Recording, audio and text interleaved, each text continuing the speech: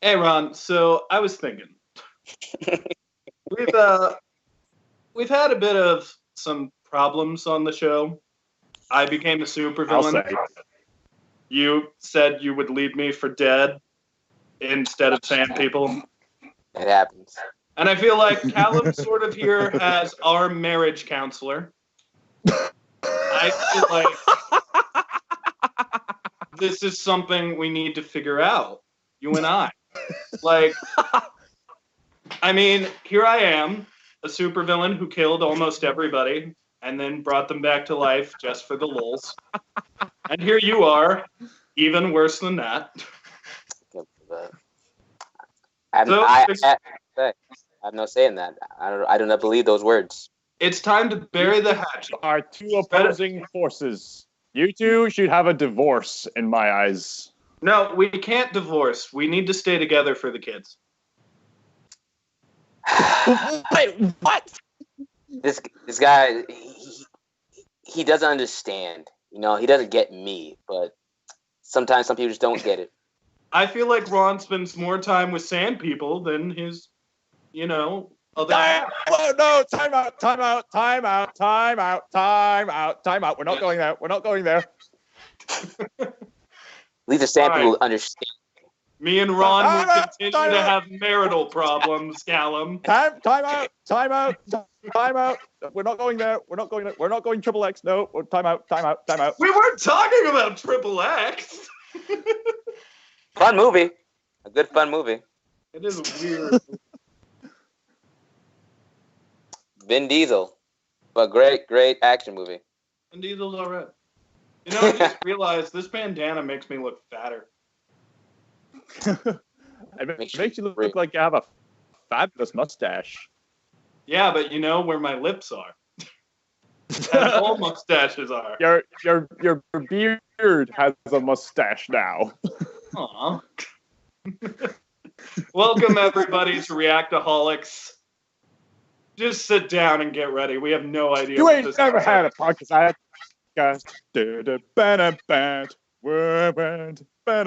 Oh, that's hysterical.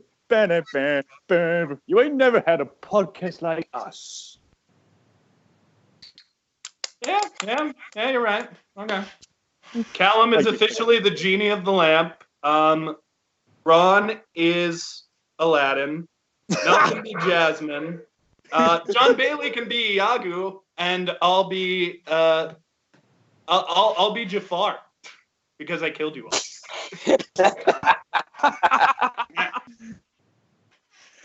Rule number 1, no killing here, please. Rule number 2, I can't allow anyone to fall in love with anybody else. Mwah! Rule number 3, I can't bring people back from the dead. It's not a pretty picture. I don't like doing it. Rule number 4, sand people are a valid wish. You can make them real. So for me, that's 1, 2, and 3. So, okay, that's well. According to you, they're already real. So now I gotta make them a home. I gotta make them a home in good insurances. Make an igloo out of sand people. you have to take care of your people. We've already started off with. And you've already removed your balaclava, which was hiding your in your opinion, disgusting chin beard. I mean, way to say in your opinion there, Callum. You said it was disgusting. All right. So let's go on with the show. Let's go. It's still there. There's the news you'd like to share. Black Widow started filming recently. This mask is so dirty. Ooh, Black Widow. Our predictions are coming true. And it's not a prequel. What? What? Yeah, apparently it's set in between, I think, Civil War and Winter Soldier. Then it's a prequel.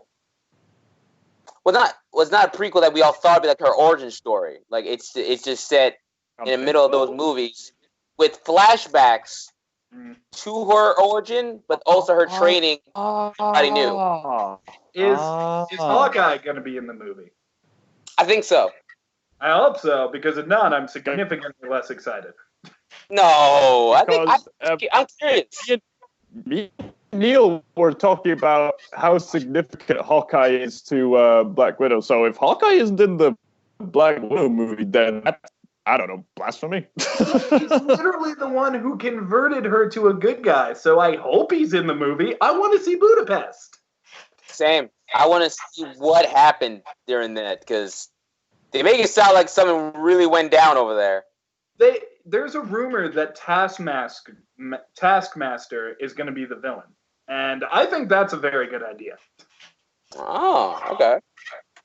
But if it's just Black Widow, I'm sorry, that's a little disappointing to me. I want to see more of those characters together. Like, if it were my call, which it isn't, but if it were, I would call the movie Black Widow and Hawkeye. I would have him be the Wasp character to her.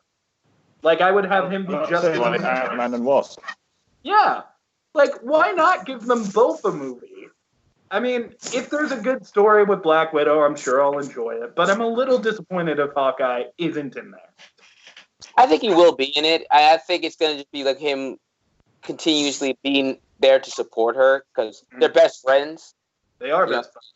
So I think that's going to be his sole majority of the movie. But also I think for her, it's going to be like a setting the reins of passing her the torch and moving on to the next person if they of the new character that they're bringing on the film. Who is this new character? Angelina Jolie. Can you imagine that? But it's no. It's a young character, and I thought she was gonna be like the young Black Widow, when I thought it was gonna be a prequel, but it's not. So I think it's gonna be like a protege. I have a theory. If Go ahead. Hawkeye is in the movie, I know I've been crying wolf about this for a while. Maybe it's Kate Bishop. Or maybe Kate Bishop could be like, maybe the MCU is going to do something different where Kate Bishop is not just Hawkeye's protege, but both Hawkeye and Black Widow's protege. Or just Black Widow's, which I would very much dislike. I think the premise of the movie will mostly be like her coming to terms with what she did in the past and trying to move on from it. I mean, if it's between Winter Soldier and Civil War, that means it's mostly going to be her dealing with the fallout of all the information she released, right? Yes. Okay, so that could be interesting. Yeah. And what better way for her to go out than, with her own solo film, We've been waiting for. I mean, yeah, here's the thing, and I know I'm in the minority. I kind of hope she stays dead. No, I'm with you. I'm on that camp too, because it was a very honorable death, and I don't want that to ruin it. I don't think there's a better death than, like, just seeing that, like, that was the most heartbreaking part of the film for me, when they're just fighting each other. And Hawkeye has to let her go, and he refuses, and then she forces him to. That's heartbreaking. Yeah. And necessary, because if Hawkeye would have died, I would have been very sad. A lot of people on the internet want him to be dead. I don't want him to be dead. He's my favorite. I did not cry during Endgame, but if Hawkeye would have died, I promise you I would have bawled my eyes out. Tears of sadness and tears of failure of Hawkeye. Tears of depression. Tears of joy, tears of anger, tears of disgust, tears of fear, tears of surprise, all the emotions you could think of. Tears of thinking of umbrellas, tears of thinking of Ant-Man, tears of eating popcorn, tears from a roller coaster ride, all the tears you could think of. Never. But I'll say what the film is set. What they say it might be released 2021, I think. Yeah, that's what I heard. It just started filming. So yeah, so 2021. So I can't wait for that. That is definitely going to be on my top tier list of that year. I mean, to be fair, Marvel anything is usually on my top tier list of that year. Like, they got us hooked like that. Marvel's making a movie. Oh, well, that's the thing I'm seeing day one. True. Yeah, that's true. That's a true statement. Yeah, it's cool now, but it's not if it's an origin story of Black Widow. This is an origin story with Black Widow. I'll take your entire stock. Yes. I mean, it's not going to be the origin story if this is true. And I think that could be okay. I want Hawkeye in it, but, you know, if they can tell a good story, I wasn't going to go see Guardians of the Galaxy because I thought it looked awful. And then I went and saw it. Like, actually what I did, I saw Ninja Turtles at my drive-in. And then afterwards, Guardians of the Galaxy played. And I remember saying to my friends, hey, can we just go home? we have to watch this one. My gosh. And then we watched it anyways, and it might be my favorite Marvel movie. My gosh. Talk about not judging a book by its cover. I wasn't judging it by its cover. I was judging it by its cover and the comics before it, because I hate the Guardians of the Galaxy in the comics. I hate them in the same comics. Veins that everyone hated Aquaman and Hawkeye and we've already discussed this in previous episodes, but long story short, they make silly characters cool again, basically. Yeah. Well, anybody who hated Hawkeye is dead now. You're welcome. Wait. I don't know if you remember in last episode or whenever when I had the Infinity Gauntlet, but Where'd you go? Yeah, I killed every person in the universe who doesn't like Hawkeye. If you'll notice, well, I don't some of the people in this podcast aren't here anymore. That was inevitable. Oh, also, for that one commenter who said, if Neil used the Infinity Gauntlet, why isn't he dead? He's right. He survived. Well, what if I used the Infinity Gauntlet specifically to make me immortal, and then I used it again? Use the stone twice. Interesting. The Infinity Stone. Surely when you snap your fingers, it grants any wish you like? Mm-hmm. Yeah, so now I'm immortal and can't die. Of course. Of course. So do you think I could, snap my fingers and not die from the powers that pretty much killed Stark when he eliminated Thanos' army? Yeah. Oh, spoiler alert, by the way. It's been like a month now. It's been a month. There's no spoiler. If you've seen it, you've seen it. You haven't, I'm sorry. It's too late for that. If you haven't seen it... We're going to say spoilers before warning you about spoilers. No, Romeo and Juliet die! Oh my gosh, I spoiled it. Wait a minute, we were talking about Black Widow's death earlier and we didn't say no spoilers. That's what it's a month. If you haven't seen it by now, so sorry. Look, guys, sorry. Spider-Man Homecoming is right around. Far From Home is right around the corner. If you haven't seen Endgame, you're just gonna have to get over it. Yeah, we're moving on. Game before you go see this movie, I'd highly recommend doing it, guys. Enjoy the trailer. Yes. But speaking of moving on, though, while we're talking about a franchise we all love, let's talk about one that's about to close and hopefully end on a good note. Hopefully.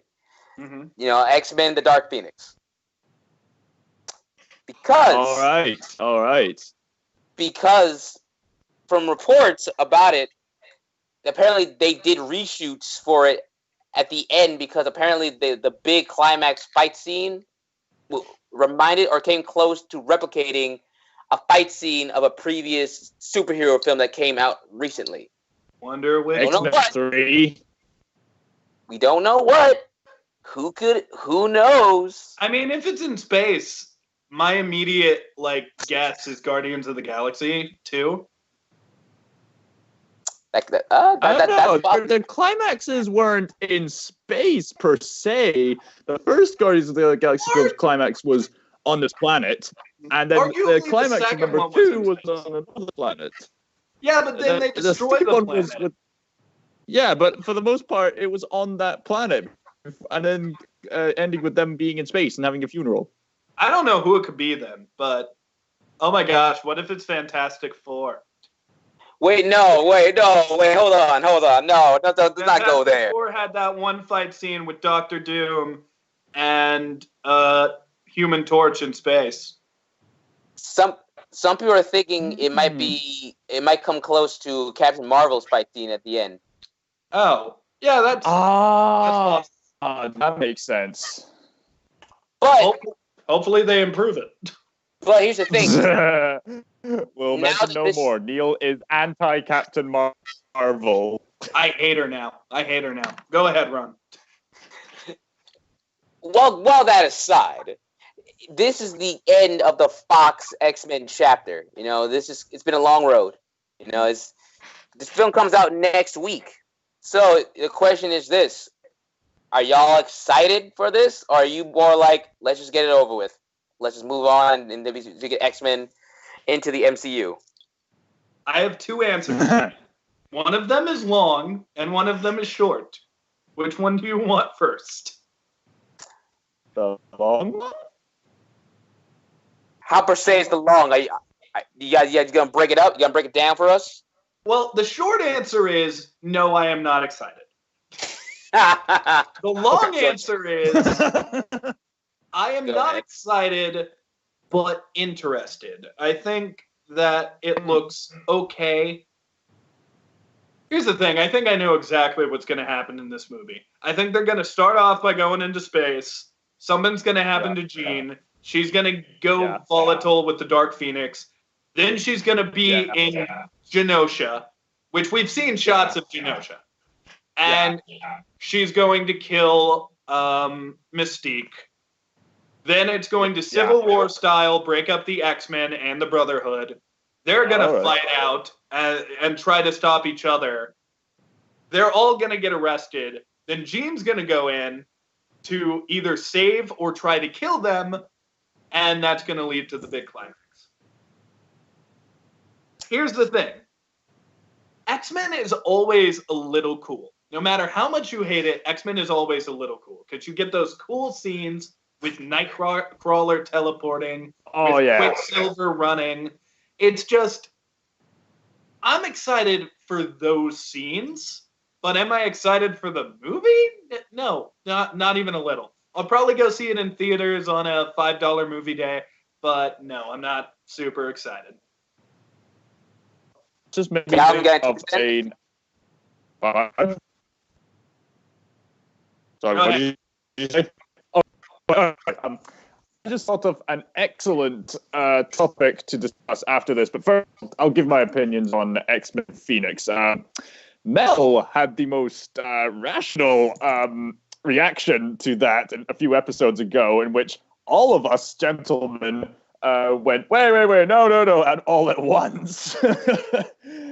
As for my opinion, I have to agree with Neil. I'm not altogether excited about this. I feel the same way about this as I do with X-Men Apocalypse. That film didn't turn out too well. I don't know why. I mean, it's X-Men of all things. Yet for some reason, I didn't go see the films, but I have the feeling that they're going a bit generic. I had that feeling when I was seeing that Apocalypse film. I don't even know why. But I actually went to see Days of Future Past in the cinemas, and that was awesome. I mean, I just don't know why. And now Neil has squirrel ears. Isn't it weird, though, that we've reached the point where going into space and having superhero powers is kind of generic? Yeah, it's a normal day in the hood. Like, going into space at all used to be cool. Let alone having superhero powers. It's common now. I'm just going outside my footstep door. I'm gonna go right up to the moon. You know, that's just my day job. Yeah, no, we just go to space every day. We live in space. We are space. Space is space. Space. Continue, Callum. Go ahead. All right, Callum, you got any more thoughts about specifically Dark Phoenix? You can't look at Dark Phoenix and not think of another X-Men film that came before, X-Men 3, The Last Stand. Because that also had Phoenix in it. Same director. Oh, no wonder it feels so similar. It's the same director and the same story, and that's lazy to me. I don't like that. It's a second try. I think he was like, you know what? I think I learned. I think I can do better. You fucked up the first time. Get out of here. I get it. We let you want a second try.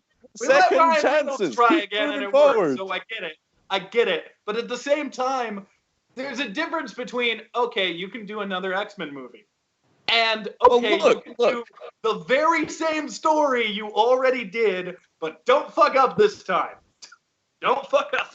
Look, the same director of the 1930s version of the Ten Commandments can make an even more epic and awesome remake of Ten Commandments. Why can't Bryan Singer have a second chance with this Dark Phoenix character? That's true. Why not? Same guy again. You lost money the first time. I don't see the logic.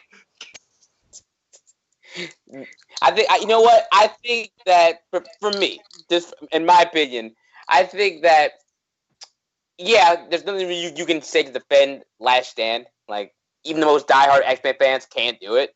But I think if the writing could hold up, I say why not? Because this is something that people, the mainstay of what they think about X-Men films, they think that all X-Men movies are bad.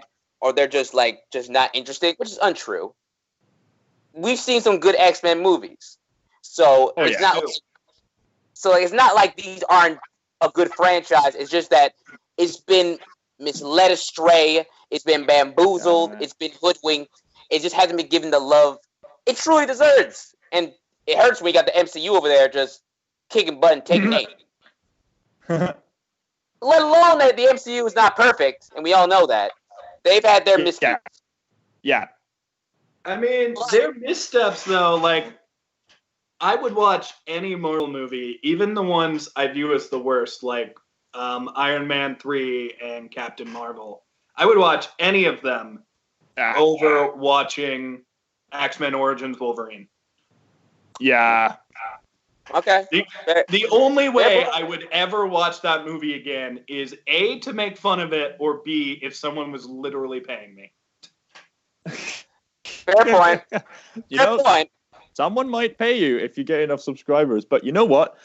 This talk about X-Men has led me to a topic. We didn't really have time to think of topics, which is pretty much a regular episode today, but I've managed to think of one just right then and now. So, gentlemen, tell me, in your humble opinion, what do you think is the best X-Men movie? Callum, before you joined, Ron literally said, let's just talk about all the X-Men movies after we do the Dark Phoenix one. Well, what coincidence? Great minds think alike. Yeah. That's a good one. I have an answer. Easy. Yeah. I also have an answer. Easy. I also have an answer. Are we all gonna? Okay. I'm gonna do a count 3, 2, 1, and then afterwards we all say it. 3. Okay, Chris. 2. Okay, wait. 1. 3. 3. What? 2. Logan and Deadpool 2. Let me count, okay. Callum. Okay. Everyone's silent. Everyone's silent. 3, 2, 1. X-Men 2. Logan and Deadpool 2. Logan. Okay. Well, I'll go with Deadpool 2. We all had different answers, but also I do like Deadpool 2. Okay, so if I can just go and put my on why, because go ahead. Logan, I felt first of all it won me over when they put a Johnny Cash song on it. So you already gonna have me rope me into it. Oh yeah. So easy. But even with that, like we've been following Logan's story since the beginning, and we all knew that this was going to be Hugh Jackman's last performance as Wolverine. But I love the tone of it. I love how it wasn't like a traditional superhero movie. It kind of like an old Western type feel to it. Yeah, much like how The Dark Knight was a crime thriller.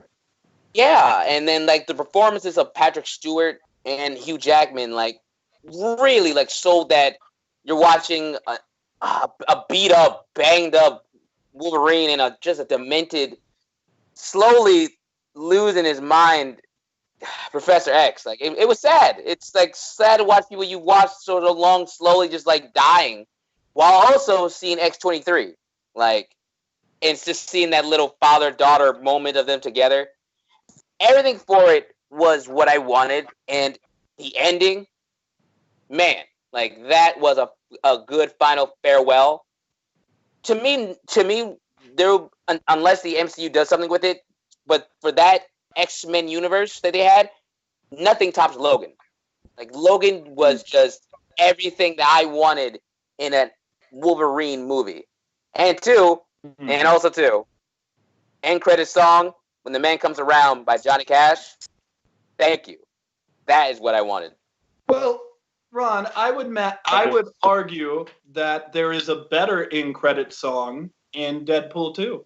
I think that that one very orchestral song, I believe it's called "You Can't Stop This Motherfucker." It's very like yes.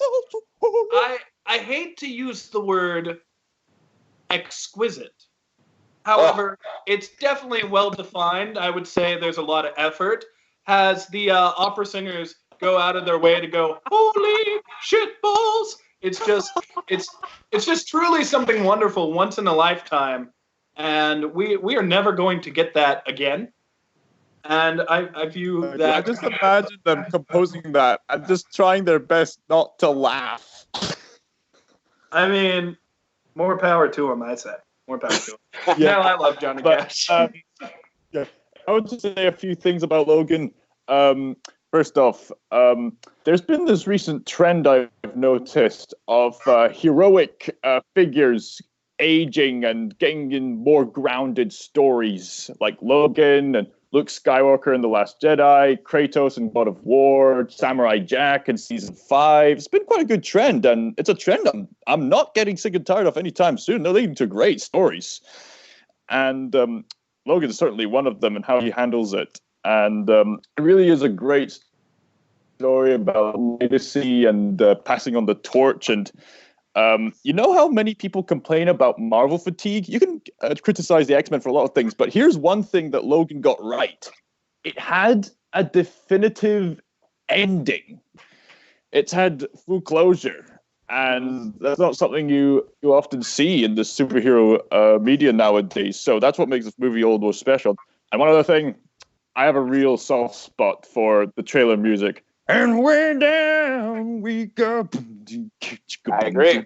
Way down we go. It's so atmospheric. But Callum, you did not just pick Logan. You also picked Deadpool 2. So why do you think that could be the best one?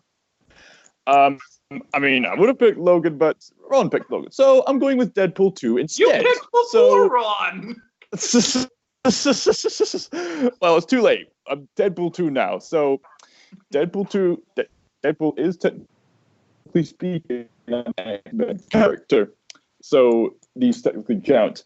And for me, the sequel was so much more funnier, so much more emotional, and so much more engaging than the first one. The first one set up the tone and the character greatly, and the second one just took it to just upped the chaos and all that good stuff, as well as give us quite an emotional story.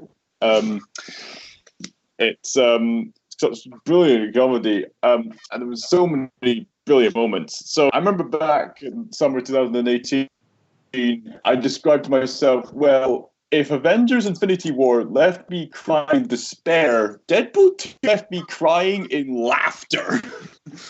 That end credit scene was so hysterical. You know when you sometimes laugh so hard, you just have to clap. You know, your eyes are tight and your mouth is wide open. You just go. I've made you do that before. That was my reaction. Yeah. I'm proud of myself now. I fully agree. Deadpool 2 is very good. Like, we get more of Colossus, and those scenes with Domino are fucking wild. Oh, and, yeah. Also, one of my favorite Marvel villains, Juggernaut, is in it, and God, he's cool. Yeah. But overall, yeah, it's just a really good film. A lot of heart, more than you'd usually expect from Deadpool. And it's overall just a really good film. What was the Stan Lee cameo in that? It was in a poster when Deadpool was on his motorcycle. Okay. That's weird, because Deadpool had a cameo, Stan Lee had a cameo in the trailer physically. So I don't know why he wasn't in the movie. If you look closely, when Deadpool rides on the motorcycle, you might notice that Stan Lee is on the poster in the building. Another thing I like about Deadpool, on top of being a hilarious comedy, it's also quite an emotionally gripping story about this man who's trying to find his place in the world when all that he holds dear is gone. And Ashes, the song by Celine Dion, pretty much perfectly sums it all up. I wanna pray to God all I ask is can we to come out. Copyright, yeah. And going to heaven several times throughout the movie and learning where he can find new family, and he finds it in these weirdos who call themselves the X-Men, to which Deadpool then says, "You see, this is a family film." So yes, emotional and hilarious at the same time. A great sequel in my eyes. Many people say that's not as good as the first one, but for me personally, I loved the second one just as much as the first one. Yeah, I actually like the second one better than the first one. But anyway, Neil, you talk about X-Men 2. We're all hyped for your opinion because why that would is none of you bring up X-Men X-Men 2? Or Days of Future Past for that matter?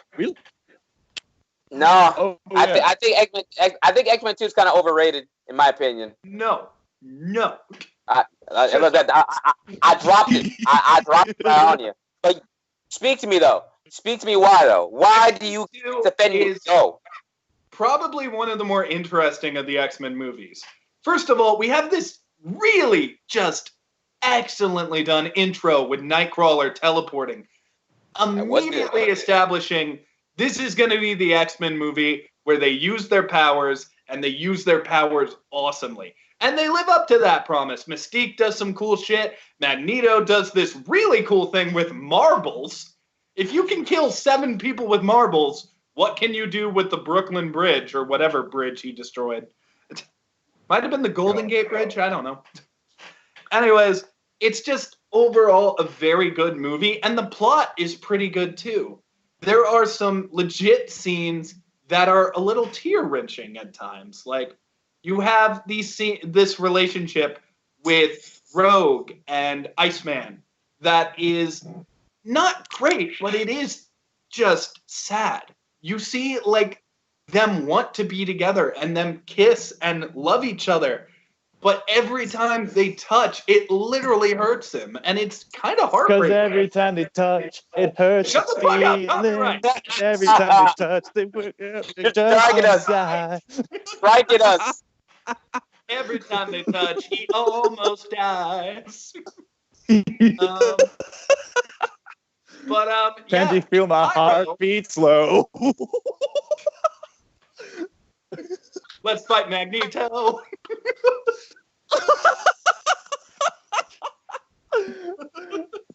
Y'all ruined my 7th grade prom dance song. How dare y'all?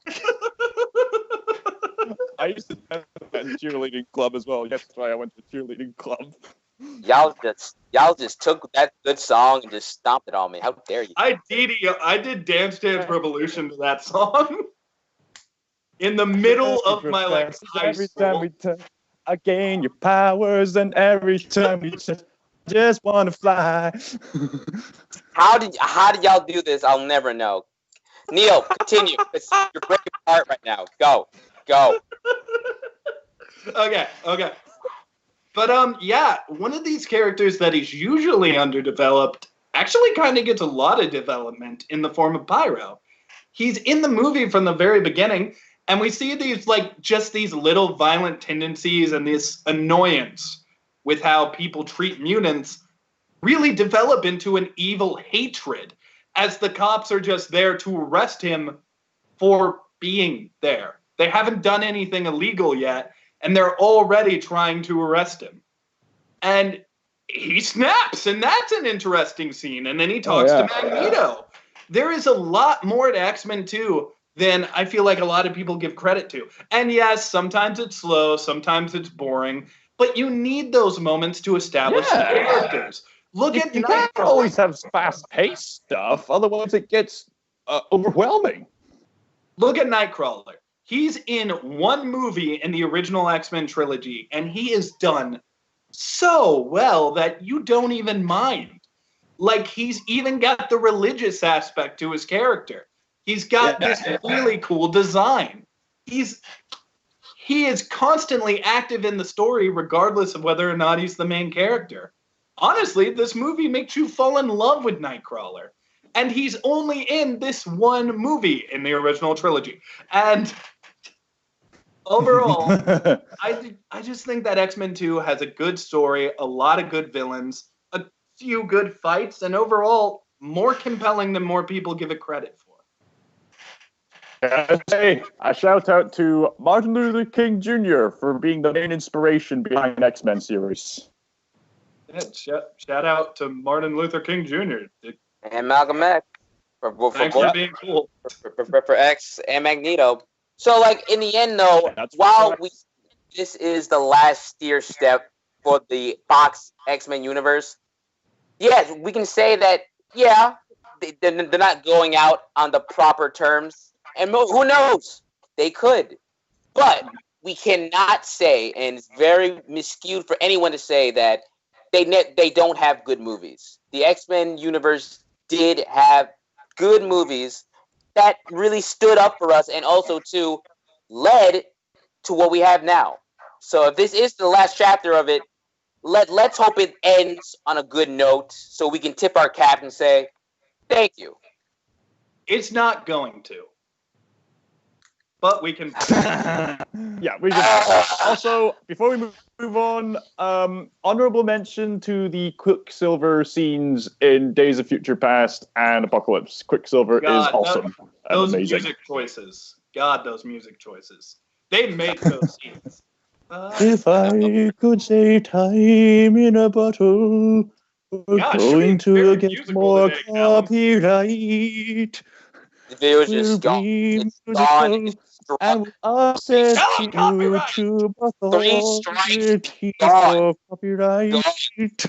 Don't even dare anymore. No more singing for the rest of the episode.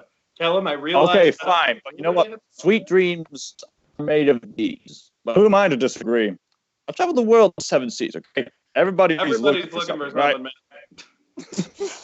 All right. Some of them want to use you. Cut it out. All right. So we've talked about a lot of superhero shit. And lately we've been getting comments that we only talk about superhero shit. Yeah, I mean, and admittedly, are we going to have one episode where we don't talk about superheroes? Well, that was going to be this episode, but then we talked about X-Men. And Black Widow. So I don't think we ever will because it's too strong. They're too strong. But instead of talking about superhero movies, we're going to stop talking about movies altogether and shows. We are instead going to focus on the experience of seeing a movie. Like what kind of stuff you eat when going to the movie theaters. are there any traditions you follow? And lucky us, we actually have somebody in this chat who works at a movie theater. So Ron specifically said before the show, "Oh, I got a story to tell." So Ron, you start off. Tell your story. For those of you who don't know, Ron works at a cinema and works basically behind the scenes. Yeah, I don't think you said that specifically. I said we have someone who works at a movie theater. Oh, right, sure. I hate you. That was great. Bravo. Thank you very much. Oh my gosh. But yes, I do work at a movie theater, and I'll say this. First of all, for me, especially when you have like event movies where you know that there's a humongous fan bases for said films, it's a trip. Whether you're watching it with them and you know that everyone's gonna be hooting and hollering, or if you're working and your job is to go in and try to calm everybody down, because there are people there who just want to watch a movie and not scream and chant "woo!" Like, no, they don't want to do that. They don't want to do that. But like for like, oh man, like perfect example is like when Endgame and Infinity War, for both of them actually, I had to go in there and talk the whole row down because they couldn't stop chanting, Wakanda forever. And also too, when Thanos was doing his thing of just beating everyone down, there were some people like over screaming, like going like ah, like just like that, and I had to go in there and tell that row or that person, I know you're excited, but you have to lower your voice. You're still in a movie theater. And I say that doing the experience of a theater, people always say that, what's the point? Like I can watch it at home, I can stream it, or if you're like other people, you get it illegally. Those people. Yeah. I have no idea who those people are. Who knows? Who knows, right?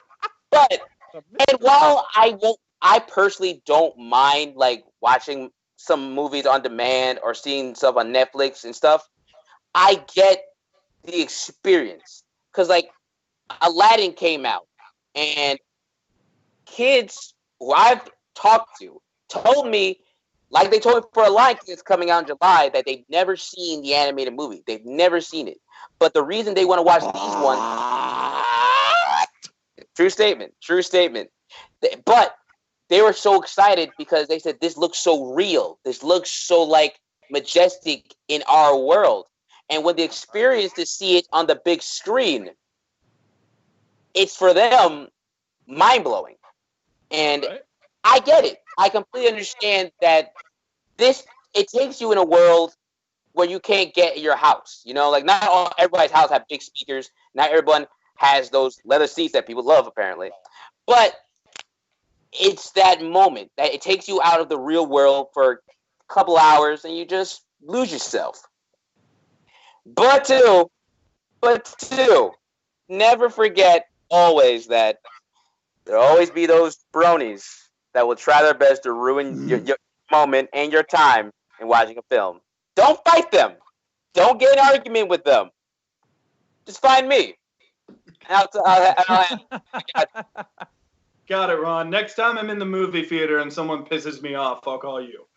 I expect you here in 30 minutes. I don't care if you're in New York.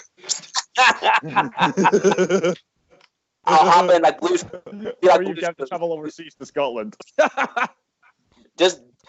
I'll get a book and be like Blue's Clues, and I'll just say like Blue's good do rockin' too, and I'll just like hop in there, and I'm there. Don't worry. Did you guys see the sneak peek for the new Blue's Clues show? I did. I smiled so hard. I'm like, I did too. I'm like, this is it. This is exactly what I got when I was a kid. So kids are gonna love this. They're gonna love it. Oh yeah! Hold on, Blue back. Okay, so I was really excited for it because I thought it looked really good, but I then sent an image of it to my friend and was like, who also grew up watching Blue's Clues, And I'm now going to read out her reaction. Okay. I said, it's back. Now the kids of today can stop being dumb and love what matters. That was my joke. And then she responded in all caps, no, bad. Wrong color shirt, wrong animation, wrong race of man. It's wrong. It's bad. No. That's it. I'm done. You can't win. You can't win. Then I very sensibly went back and said, lol, it looks good in motion. Also, he's a new character named Josh, like what happened with Joe. The CGI looks okay. I think it could be good.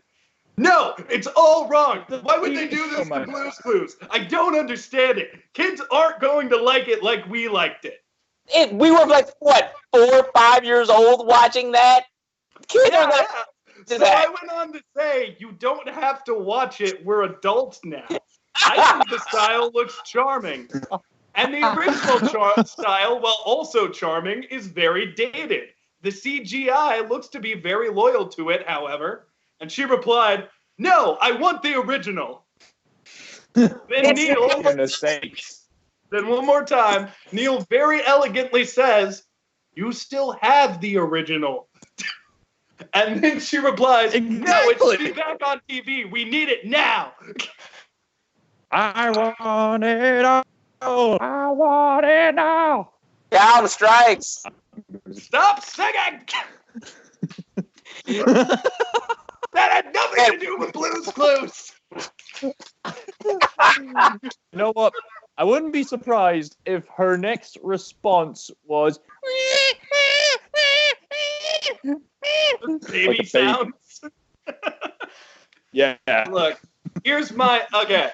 This is a little off topic, but here are my final thoughts on the Blue's Clues sneak peek.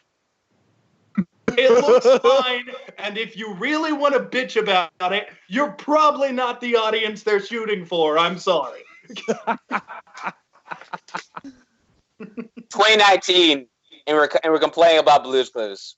I mean, to be fair, growing up with Blue's Clues, like, that was my show as a kid, so I am interested in the new show. But that being said, I'm not going to watch it. Damn. It's not maybe like 2 episodes. It's not for us. It's for kids who are gonna grow up and enjoy it like we did. So for us to be like, oh, it's trash. Oh, shut up. Come on. New generation. It's a different interpretation. Just accept it. Then again, I am gonna go see that Dora the Explorer movie, so maybe I'm a hypocrite. Maybe. Damn. I don't think it'd be that bad. I think it looks fucking awesome. It looks charming. I think it looks cool. I think it could be very good. But what the fuck were we talking about? Experience. But like, I'll go back to that and just saying that, like, for me, when I see a film, my routine is always the same. A water bottle, a bag of Starburst minis, most importantly. And I always sit at the top so I can get a huge view of the crowd and see, like, while I'm getting my experience, but also get everyone else's, like, word view of it. If I'm working and I'm going inside to do the theater check, especially if a movie that I'm excited for, and I'm like, oh, I wonder how everyone else is going to feel about it. I'm looking at their eyes. I want to see if they're engaged. Sometimes they break my heart, and they're just like bored out of their mind on the phone. That was my theater for Endgame. I hated it. Oh, that hurt me. I looked at them, and I'm like, you guys don't deserve this. We only cheered. I only got everybody else to cheer when Cap lifted up the hammer. And even then, I cheered on my own a few times. And like, okay, another great example of this when in Aladdin, they were singing A Whole New World. Mm-hmm. I saw so many parents' eyes just blow up of just like, oh my gosh. And then I saw like some little kids were singing along too, but then some of them were like bored. But the kids did lose their mind for Genie for a friend like me. I saw each and every one of those kids is just like doing a little chucker job. It's like, They love it. So like that's the joy of an experience, you know? And I appreciate that so much. Well, too, you always get angry people. You get people who are going to try to ruin it for everybody else that will come out and try to fight on. And then they'll look for people like me. And then they're going to be like, excuse me, you work here? And I look at my name tag. I'm like, maybe. Can I help you? And then they come to me like, you go fix it right now. Okay, I'll go to my manager. No, go inside. Fix it now. Sir, can I? No, what's your name? What's my name? Ron. My name is Ron. All right, you're going to go. I'm going to go, and it'll be fixed by the time I get back, or else. Cool story. All right, have a good one. And then they go in, and I see what the problem is, and sometimes it's the dumbest things. I'm like, so you're just not patient. You're just not patient. The movie starts at 4:00, and it's 3:58, and all you see is advertisement and not the movie. So I'm like, you have 2 minutes. And I stay for 2 minutes, and the movie comes on. Wait a minute. He got mad that there were advertisements before the movie? Yes. Was he wanted the first movie? No, apparently not. He said, I've been going to this theater for 10 years, and yet none of this is not working. You gotta fix it now. And I'm like, what time the movie starts? Look at my ticket.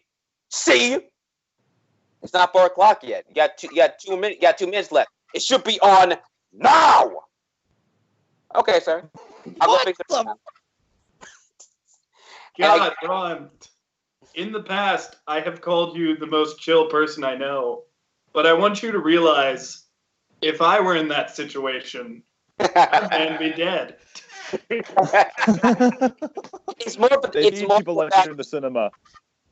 It's more the fact that after I know it's gonna work and it comes on, and then the movie's over, and I wait to clean the theater, and I'm standing at the end of the hall, and I see that said person come out. He looks at me and looks down. Just walks away. Shamefully.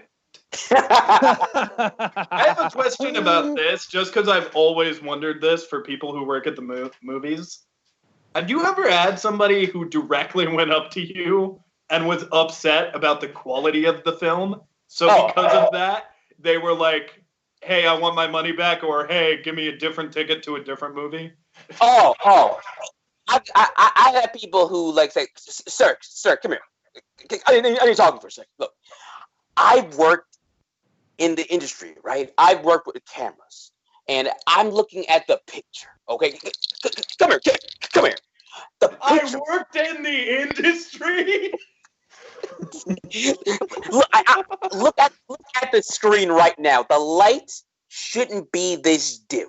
Okay, a real projection screen, if you really know, has to be at this quarter mile of a light. If it's not, it takes away everything. People with not the right eye can't see it, but with my eye, because I've worked there, that is how you get it done. So can you please tell your manager or somebody in the booth to fix it?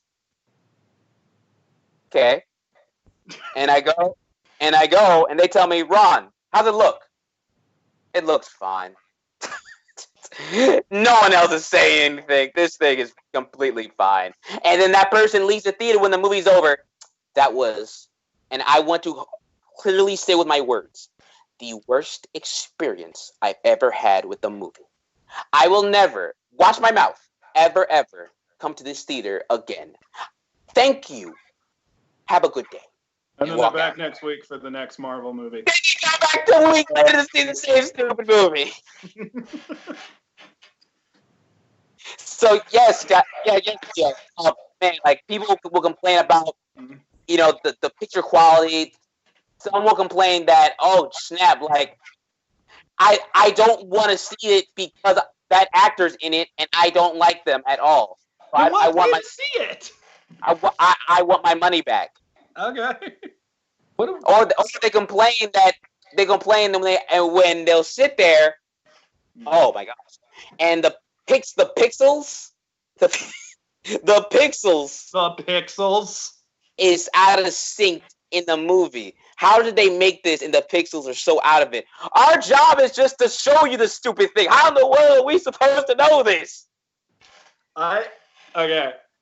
Once again, this is a little off topic, but now I have to tell this story. I know how stupid people can be sometimes. I say that as nice as possible. Everybody is smart, but sometimes people can be rude without trying to be rude. Or maybe they are trying to be rude.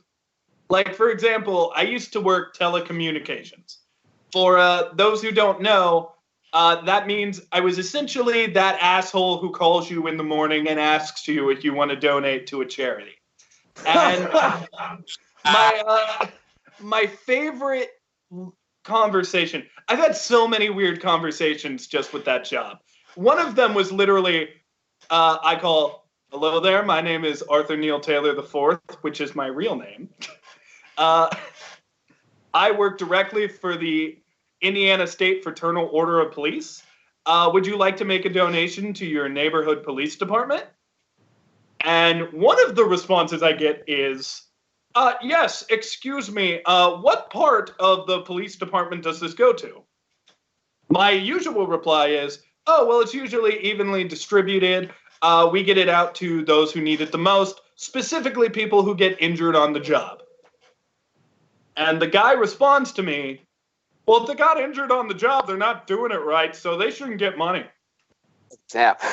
Oh. And I was like, oh, okay, so you don't want to make a donation? No, I don't. Please never call here again or I'll kill you. Bye. What? And then another one, which is a personal favorite, was, hello, my name is Arthur Neal Taylor IV. I work directly for the Indiana State Fraternal Order of Police. Would you like to make a donation today? And the guy just responds, fuck you! And then hangs up. What? Wow. Wow. What? Yeah, sometimes people can be jerks. That's just the honest truth. It's funny. Wow, I love it. You two come across some of the strangest, rude, unbelievable people. I'm not even going to tell you the story about the pervy guy I called. That one's not safe. Oh, okay. Time out. You know, like anything in life, you know, you're always gonna have those. You're always gonna have those blades in the bottle that you're just like, no, darn it, no. But while there are the dark shades of life, there's also the good side, you know. And I'll never forget. And there's another experience in the theater where the power went out. I think it was for Avengers: Age of Ultron. I had to go in there. And imagine going into a theater of angry MCU fans who've been waiting for this movie, and yet it's not on. My job is to go in there and tell them, sit tight, we'll take care of it. I'm being thrown into the wolves. And Are you alive? But I appreciate this so much. I walked in there, and the thing is, too, you can't be scared. Don't show fear. Go in there with your head on strong and tell it like it is. I walked in there with my bass of my voice spewing to the screen. I said, excuse me, ladies and gentlemen. Right now, we're having a little technical difficulties with the film, but don't worry. My manager is taking care of it right now. So sit tight, and we'll get your film running as soon as possible. And then someone just yelled out, thank you. And then all of them just started clapping and I walked away. Aw, that was sweet. Aww. You know, like, that's all people want. People just want to know what's going on. If you leave them when something bad's going on, then they're going to get mad, and then they want to just rumhouse and just destroy everything. That is very, very true. There are several times when I've been anticipating Reactaholic episodes to come out. I was going, okay, when is it going to be uploaded? What's the progress? What's the progress? Tell me! And the less information I get, the more mad I get. But then when someone tells me, I'm relieved. Yes, so you're absolutely right, Ron. And you know what? I've got to know you even more now from your job description. That describes why you're so fearless with our debates. That explains why you're so chill all the time. or this is the right man's job. I'm sad it will never be on the air, but we once did a practice episode where me and Mel pretended to be trolls, and Ron had to be like a guy trying to pitch the show to trolls. And Ron just, wow. We felt bad. Like, he made us feel bad.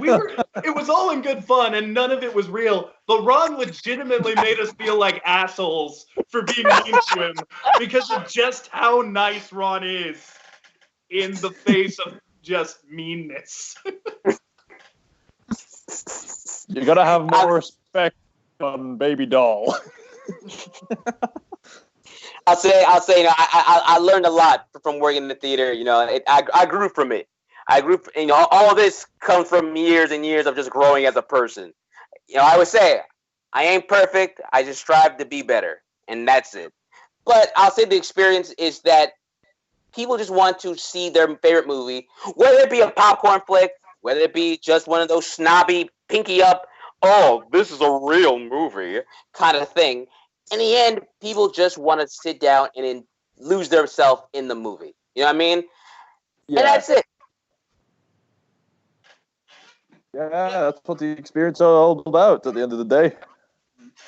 Yeah, I guess this is where we start talking about our experiences, Callum. I'll go first. All right. Here's my experience with the movie theater.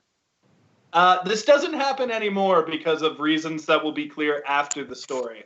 But usually I'm the guy who is sneaking stuff into the movie theater. Because I had this big coat, and I loved it. And it had pockets on the inside. I called it a drug dealer coat, but it didn't deal drugs. I just hid sodas and stuff. And once I used this magnificent coat to take a chimichanga in with me to eat while watching Deadpool. And Really? I was happy. Like, I was sitting there watching Deadpool, my chimichanga in hand, and it was just such a good experience. But, yeah, I think I'm the cheerer. Like, I love to cheer when movies impress me. I remember the first time I ever cheered in a movie theater was when Dumbledore and Voldemort were fighting during Harry Potter Order of the Phoenix. And the entire crowd was into it. And the first time we ever laughed about something that wasn't supposed to be funny in a theater was afterwards when the Minister for Magic just goes, Voldemort's back. Yeah, we laughed ironically because that was stupid. But overall, I like to get these, in terms of food I'm not a popcorn guy. I know I got that popcorn bucket, but that was for Avengers. That is the rare exception. Okay. Yeah, and to be honest, I just wanted the bucket. I didn't care about the fucking popcorn. I wanted the bucket. So it also came with a soda, if that matters. But so I went in to whenever I go into a movie theater, I will buy this stuff that we call space jerky. And essentially, it's actually called Airheads Extremers. And they got this white stuff inside of it. It's like these little rainbow things with this white, I don't know if it's powder. I just eat it. And it's really good for munching on. I'll sometimes get black licorice. Yes, Internet. I like black licorice. Word, there you go. A Gatorade is actually my drink of choice for movie theater. I don't know why. It's always been Gatorade. Okay, there you go. What's the flavor? Gatorade. And I just, going into the theaters, like, I love my drive-in that I have in Winchester. Because, gosh, just seeing it on the biggest screen possible outside. Sometimes if you got a girlfriend with you, you can cuddle while you're watching the movie. And just, you are watching a movie, enjoying nature, and potentially cuddling all at the same time. And they don't have rules about food. So I take Chinese to that drive-in, and I make it a night. Just going to see movies has always been really fun for me. I'm not good on dinner dates because I am unintentionally messy. I'm good at home dates where people just come over and you watch movies and talk. But when you go see a movie together, it's like, okay, we're going to share this experience. And that's a good date for me. And at that drive-in, that's where I saw Guardians of the Galaxy. That's where I saw the original Sam Raimi Spider-Man, which, if you watched our Stan Lee video, you know how much that changed my life. And I've seen Chronicles of Narnia there, which is another big movie for me. My gosh. And just seeing these movies, you really realize how many of them change you and how many of them you unintentionally carry with you. Like, I have said a few times, Sam Raimi's Spider-Man might be one of my least favorite movies because of how terrible I think it is. It might be my favorite movie ever because it changed me. It made me who I am today. And if watching a movie on a drive-in or watching a movie in a reclinable seat in a movie theater or laying on your bed and watching it buck-ass naked can do that for you, then you know what? More power to you. That's what I'm talking about. That's what I'm talking about. Thank you. Thank you. Oh, my theater. I guess I'll tell this story. I know I've told Ron this already. When we watched Infinity War, Chris was with me, our director. There was an after-credit scene for Captain Marvel. And I distinctly hear somebody in the very back row, as soon as they saw the Captain Marvel logo, go, "Fuck Captain Marvel! Spider-Man is dead, yo!" And Wait, I agree. I agree. Spider-Man was dead, yo. Wait, that was Chris? No. No, it wasn't Chris. Oh, no. Chris was as dumbfounded. I was crying and recovering, so Chris was sort of being my rock. Oh. Not even kidding. When he died, I cried more than I'd like to admit. I didn't bawl my eyes out, but I cried a bit. And yeah, that dude just, wow. He said it. He said what we were all thinking. Except But with an added yo in it. Just, I really fucking love seeing movies. I know in like the first movie video episode or something, I was like, this is the world I love. But I'm not kidding. Like, I know that sounded cliche and like, oh, Neil, you're so cringy. But I really do view seeing a movie in the theaters as, yes, I really want to see you. I'm going to go out of my way to see you. And I want the experience. And I'm so upset I didn't see Doctor Strange in theaters. So that's like my big one where I'm like, okay, I got to see that I didn't see Doctor Strange in 3D in theaters. That's my one regret. I would have settled for just theaters, dude. I had to see it on Netflix, buck-ass naked, as everyone else did, assumably. What a confession, Neil. I mean, when I'm watching Netflix, I am either A, with people, or B, naked. Like every other normal human being does on this earth. It really adds context to all my Stardust reactions, doesn't it? Wait, whoa, no. Okay, I am going to get out of your Stardust account. Callum. More those and those. Go ahead, Cal. Yeah, Ron. Callum, Callum, your turn, man. Tell us about you. My gosh. My turn to talk about my experiences in the cinema. My goodness. Where do I even begin? At the beginning. Well, start at the beginning. Yeah. So, I've been going to cinemas for as far back as I can remember. I don't think I quite remember the first film I saw. Probably the Tiger movie. Probably. There were some films that I didn't want to see because I was a stupid, spoiled kid. But I think one of the first films I remember seeing at the age of 7 was The Chronicles of Narnia, Lion, the Witch, and the Wardrobe.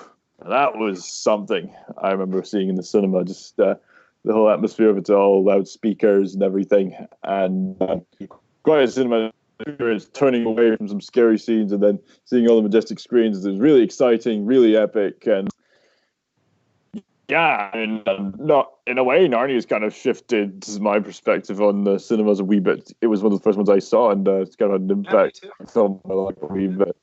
Yeah, and I've had so many great experiences in the cinema. I've thankfully seen lots of fantastic movies. I've been to cinemas plenty of times with friends, family alike. We've seen all sorts of movies, and when I'm in the cinema, I'm immersed into whatever world that they're willing to suck me into, with a few exceptions. I have seen some bad movies in the cinema, but I've seen many good movies in the cinema as well. Just sucked in. Some of them surprised me with how good they were. Some of them would really immerse me. And I haven't seen every film in the cinemas, but I've seen many films in the cinema, and I don't know what else to say, but there are some great experiences. I can remember just some great jokes and sometimes laughing along with the audience and hearing some giggles, like in some comedies, and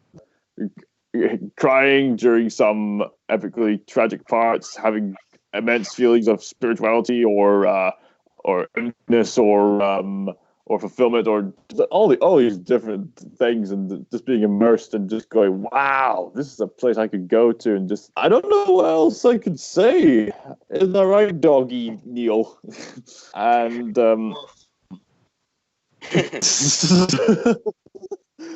and it's I don't know what else to say.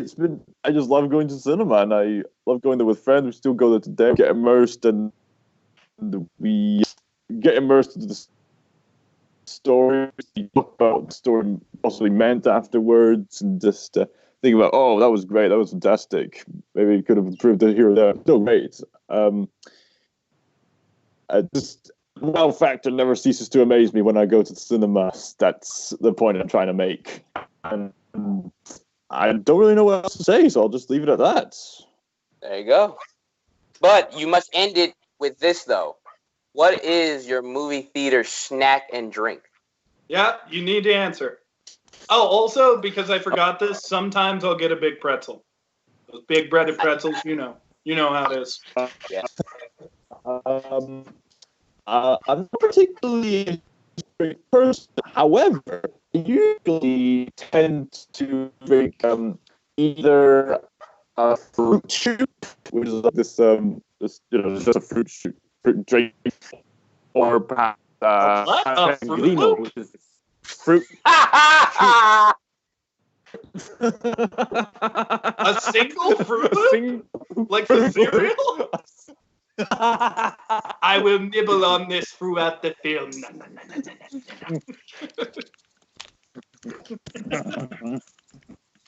No, you just have one. You got to go slower than that. It's like, no. Even slower than that. Oh, that's creative. I'll say that much. That's something I've never heard before. Yeah. Anyway, a fruit shoot. That's what it's called. Or I would have myself a San Pellegrino, which is this Italian bubbly lemon drink that you put in the fridge. Quite tasty. Yeah. Delightful. Yeah, very delightful indeed. As for snacks, I don't often go for snacks, but if I would go with maybe toffee popcorn, toffee buttery popcorn, perhaps, or perhaps. Ooh, basic. Ooh. How dare you pickpocket out of my ear?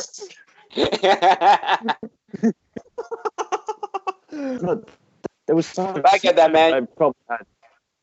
That's cool. That's good. I had nuts. Was it? What was it? Sorry, I'm trying to remember. Probably just sweets like Haribo or something. You know what would be fucked up? Now that I'm thinking about it, what if somebody said they were bringing jelly beans to the movie theater, but then gave their friends Birdie Bott's every flavored beans? Like that's water jelly beans. That's happened. Really? I've seen it happen. I've seen it. It's so mean. What happens? Do they die? Because they can't spit out the bean. No, they just get weird flavors. They can't spit out the bean. Yeah, but some of those are like vomit, dirt. There's one that's like sweaty sock or something. Yep. Weirdly enough, sausage. Sausage is the worst one for me. They normally just like I saw it too. That happened. Sausage is worse than vomit? Yeah, there's one that's grass and there's one that's sausage, and grass I like significantly better than most of the good beans. And sausage is terrible. Sausage just tastes wrong, dude. You put it in your mouth and you literally taste smoke and just disgust. You shouldn't be thinking about meat when there's a jelly bean in your mouth. Meat isn't fuck my ear. I see a point, but I've had more disgusting things than that, I can imagine, by what you're describing. Oh my goodness gracious. Well, the worst one, the absolute worst one, is rotten egg. And I don't know why that is. It just smells terrible inside of you, if that makes any sense. Like inside of your mouth and in your body, it smells terrible. I just got a text. This is so unprofessional. I will mute myself. I can understand. If there's one thing that I hate, it's having one of those eggy burps that goes on your throat. Yeah. You get that disgusting taste. That's just disgusting. I understand that. I think we're just about done now. However, we had to discuss the elephant in the room. One has been in the background of this video the entire time. And one has literally be right here on my computer the entire time as well. Whoa! What? We have to talk about Funko Pops because I came to a realization after buying this Mysterio Funko Pop. Every time a movie is announced, shortly after, the Funko Pop line is announced too. So at this point, when a movie happens, Funko Pops are inevitable, effectively making them, whether we like it or not, part of the movie-going experience. Darn it! Yes, More than boo. Listen, everybody in my fan base my friend group, not my fan base. Everyone in my friend group thinks I'm obsessed with Funko.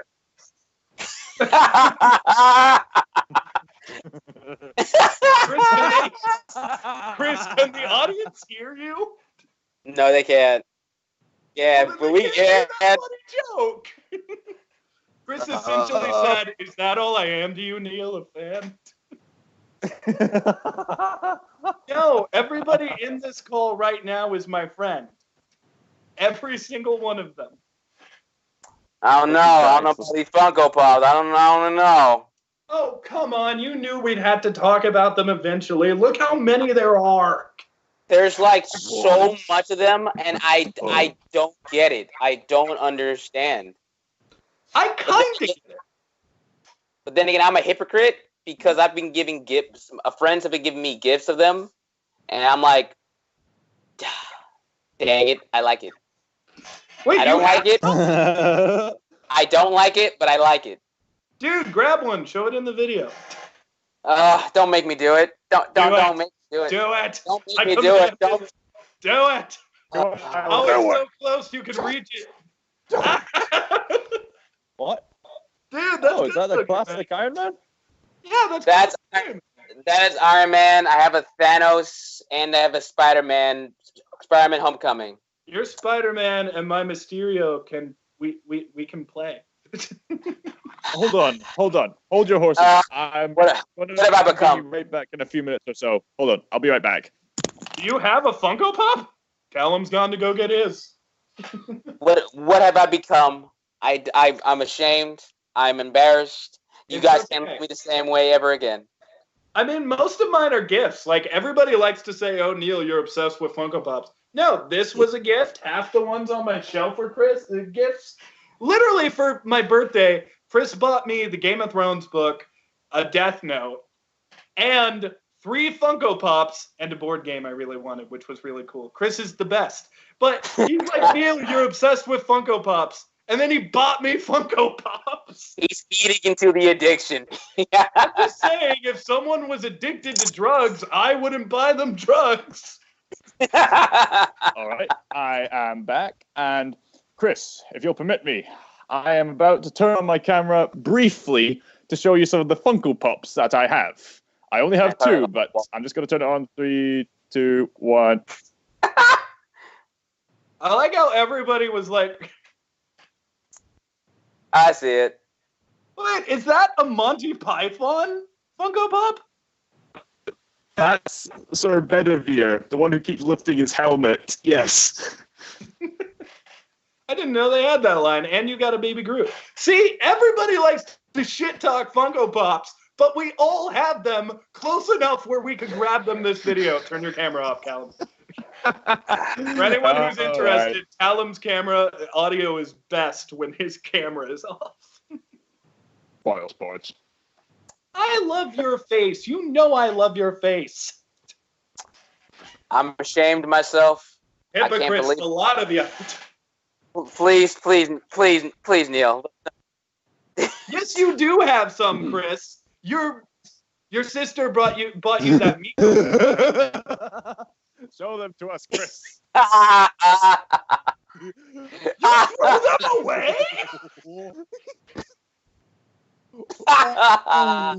You do realize they're like $12. That's not a lot of money, but that's still money. Chris is a savage. Chris, always a savage. Yes. Just give them to me. I don't even like Funko Pops that much, but don't throw them away. I didn't know, and I'm like the only guy who would buy you one. This is how you know. This is how you find out. I'll remember. I buy for all my friends during Christmas, even you guys, Ron and Callum. No, stop it. All right, I'm trying to break out of this. Okay. I didn't say I bought you Funko Pops. I mean, I bought one person. We must get rid of them once and for all. We're done with them. Are you, okay. Destroy your Iron Man live on camera. I take back my statement. Exactly. Chris, I don't have the willpower in the distance of you. All right. Ron, what you said you don't really get Funko Pops, but you like them? You want to talk about that a little? I don't understand, man. Okay, look here, all right? Can I be real? Sorry. Here it comes. Look here, okay? I've always seen from everybody on the interwebs, all right? Whether it be the reviewers, the reactioners, or whether it be the people that just want to speak their minds about how much they hate certain people and characters. But no matter what, in their background, they always got the pops of Funkos, those Funko Pops. I don't understand the love. I don't get the feel of buying multi of every single one of them and having it from all the universes, even from people literally from movies that I never even thought would touch this stuff. And yet, they do. I can't believe it. I always talk smack about it. And yet, I have good people out there who love me. And they say, Ron, we love you so much. I got you a gift. I'm like, oh, what is it? And they surprise me. Go ahead, Ron. Keep going.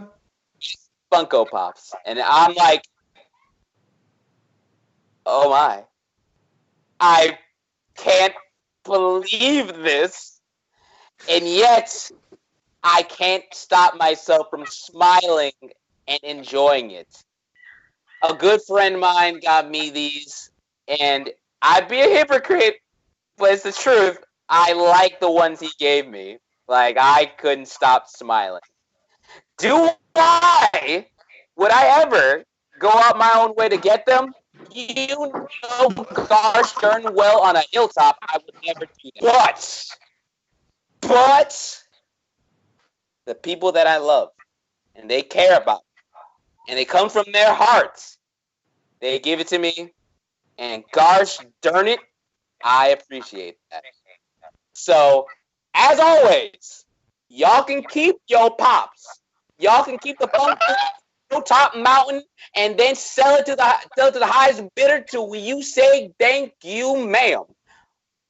But Ron will always say, while he does not care about Funkos, while he don't care about no dang pops, he does appreciate the ones that are given from the people that care for him most. And that's all I got to say. You're such a sweet man, Ron.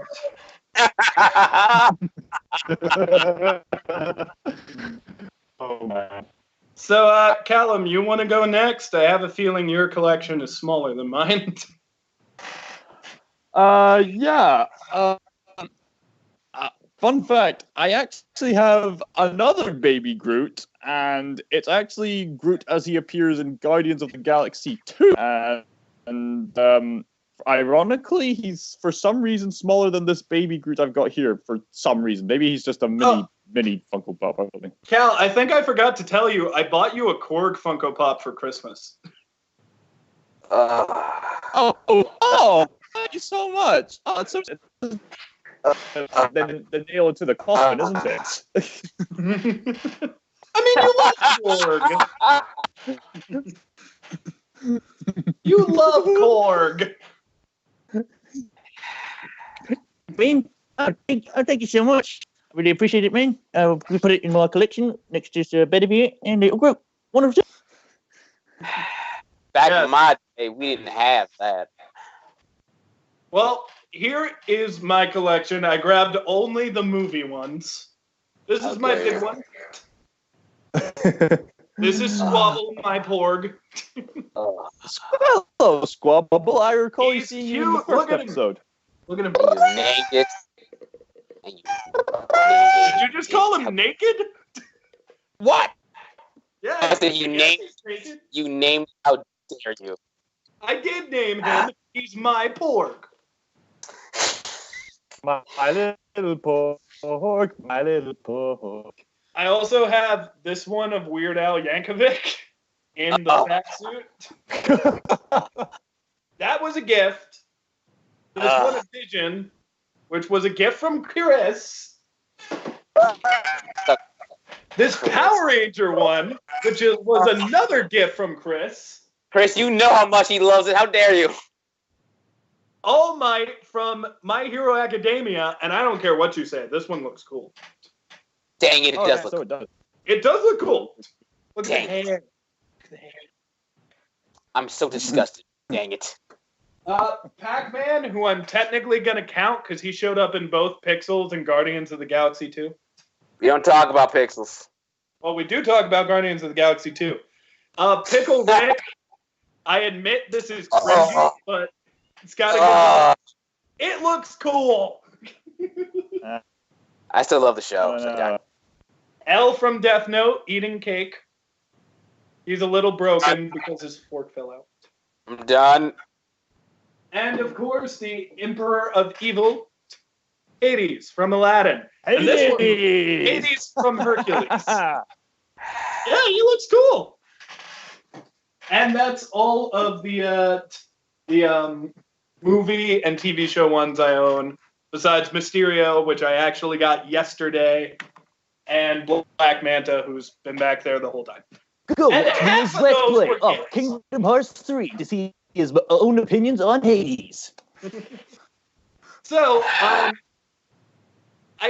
okay with Funko Pops. I don't actually love them like everybody thinks I do, but I acknowledge that every time there's a movie coming out, it's likely we get a Funko Pop. And some of them are cool. Like, look at the All Might one. Look at the Hades one. Look at this one of Mysterio. Some of them are really, truly awesome. Like, look at this. This is like a tiny, cute statue. I love it. And, yeah, I get that it's a weirder part of the movie-going experience. But the way I see it is, if you really love a movie, and then you go to the mall afterwards or a store, and you see a Funko Pop that's much cheaper than buying a $100 statue, and you can show your love for the thing you've got. I mean, look at this. The movie could suck, but Mysterio's my favorite Spider-Man villain. So I'm really happy this was made. I think that for some people, Funko Pops are stupid, weird, and kind of creepy. And you know what? Some of them can be creepy. I get it. But I also think for other people, somewhat myself included, that they're a very easy way to support the stuff you like. And you can have them and use them to your heart's content, put them on your shelf, and characters that aren't popular usually get one of them. Like, there are really obscure Funko Pops. Like, really obscure. Like, did you know Waddles from Gravity Falls, and Waddles is the pig, has a Funko Pop? They gave a Funko Pop to a pig. That's not surprising. Woo! It happens. Abel would be so happy. She'd get merchandise for all things relating to Waddles. You know what? People out there, I've got a challenge for you. If you truly like the show, I've got a challenge. Draw Ron has a Funko Pop. Don't y'all. Draw Ron. All right. You know what? You can draw us all if you want to. Yes. Yeah, I don't know. Draw Ron as a Funko Pop. I'm just gonna just to his Instagram. What was that, Ron? I couldn't hear you. He's gonna hibernate in the mountains, never to be seen again. I'm just saying, if someone made a figure of me of any kind, Funko Pop, action figure, I don't care, that would be the most flattering thing in the world to me. But no, draw Ron as a Funko Pop. You can even have his shirt have like a sand person logo or something. Or put that on his...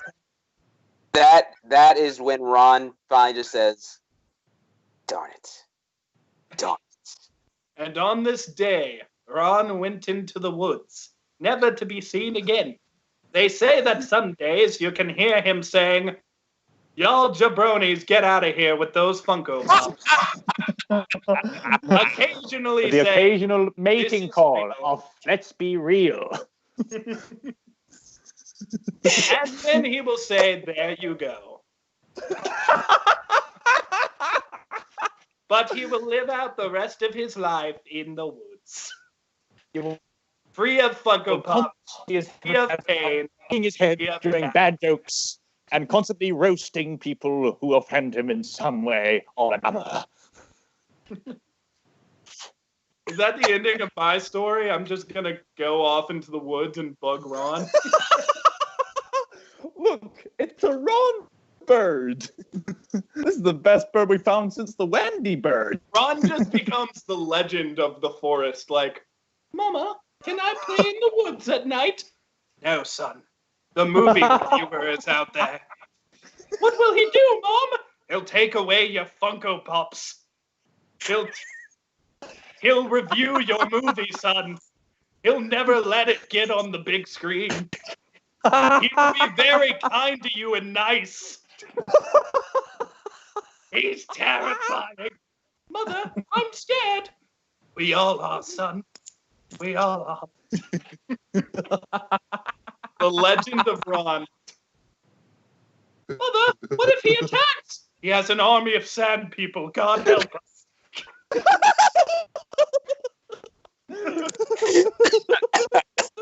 Boy, there are several things that could be animated in this episode. Oh, yeah.